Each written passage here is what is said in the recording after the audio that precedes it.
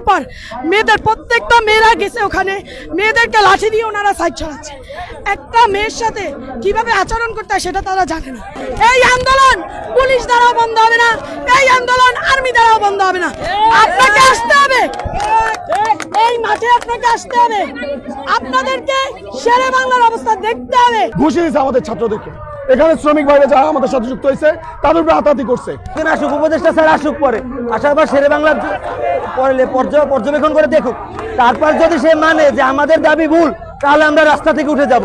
Barishal Asia মহাদেশের মধ্যে এমন একটা মেডিকেল, কিন্তু আমাদের মেডিকেলে পর্যাপ্ত পরিমাণ কোনো জিনিস নাই, না আছে নার্স, না আছে ডক্টর, এবং সিন্ডিকেট এমন একটা পর্যায়ে চলে গেছে যা মানুষ অতিষ্ঠ হয়ে গেছে। মেডিকেল ঠিক আছে আমাদেরকে ধাক্কা দিচ্ছে, আর্মি এসে ধাক্কা দিতে পারে, আর্মি তো ছাত্রদের ভাই, আমি তো জনগণের ভাই।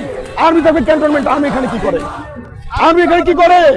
আমরা আজকে 14-15 দিন হয়ে যাচ্ছে, এখন পর্যন্ত আমাদের কোনো সাড়া মেলে নাই মন্ত্রণালয় থেকে, উপদেষ্টা থেকে। এখন তারা কোনোভাবে যখন মনে করতেছে যে তারা ব্যর্থ, অযোগ্য, তখন তারা পুলিশ পাঠাইছে এখানে, তখন তারা আর্মি পাঠাইছে এখানে, মোবাইল চেক করতেছে।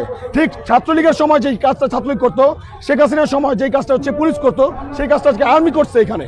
এইটার জন্য আমার ধিক্কার জানাই, লজ্জা লজ্জা লজ্জা। আমাবে বাধা দিলে বাধ্য লড়াই, এই লড়াই জিতবো আমরা।